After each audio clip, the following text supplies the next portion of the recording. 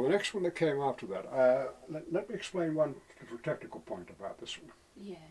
Is that the way of working, you might say, has vaguely and distantly some cubist elements to it. Mm-hmm. The way in which the figures are lodged into the whole. You could say that loosely. Well, it was very fine. This is a very powerful thing. Very powerful. But once again, when you come back to continuation, you have to ask yourself, but you can't repeat that. And yet, at this point, I couldn't get further than thinking of the actual action of the battle. After all, it is called Stalingrad, and Stalingrad was a battle. I couldn't get beyond that, so I had to think, well, all right, I must do something with the paint to alter the way in which the impact is made. So what came next was this one, very similar, and yet in some ways pictorially quite different.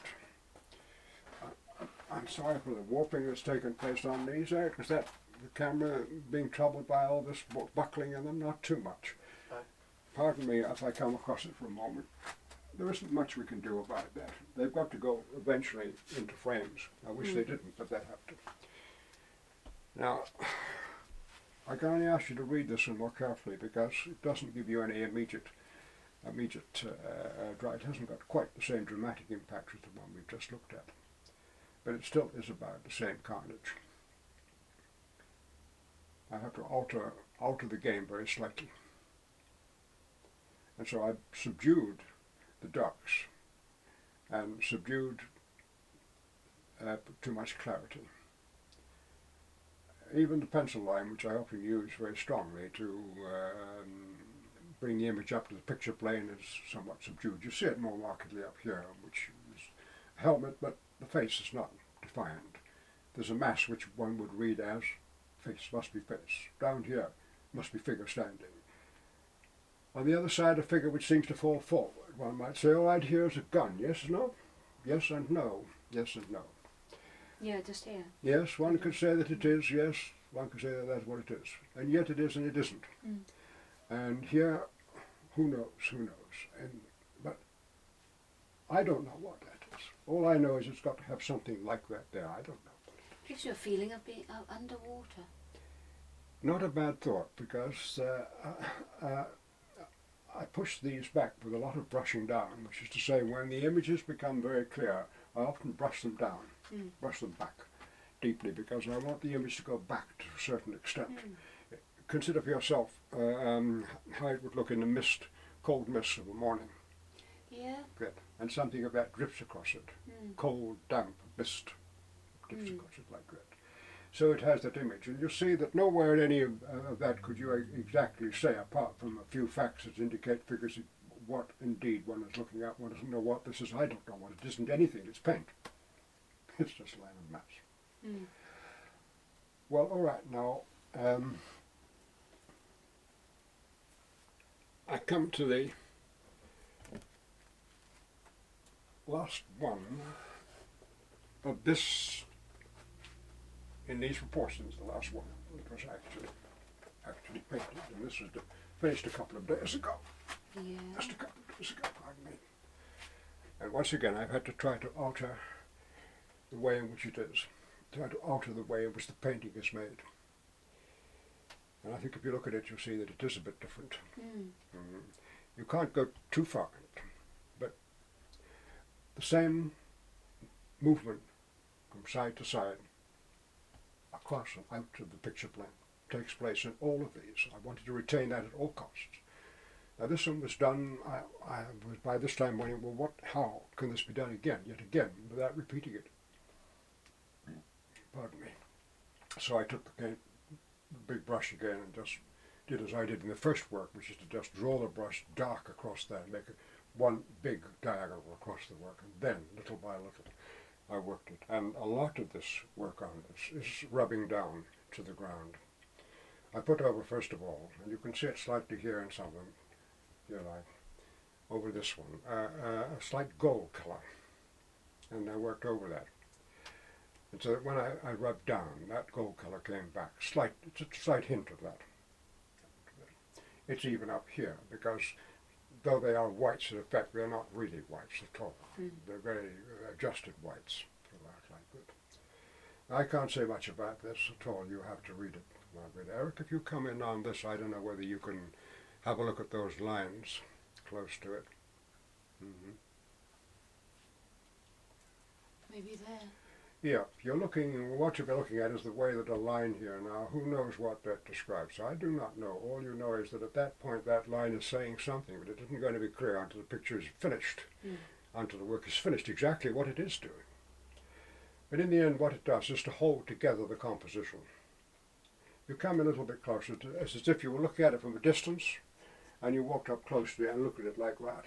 The difference is very extraordinary. Very extraordinary. The way it's done.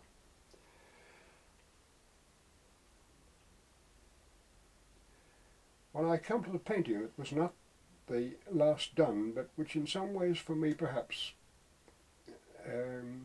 sums up a little of the tragedy in the whole.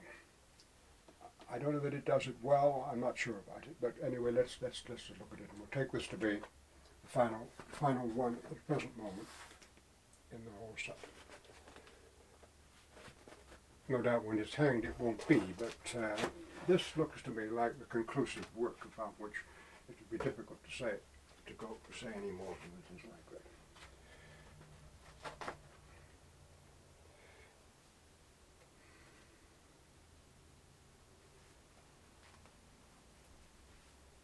Are you satisfied with that?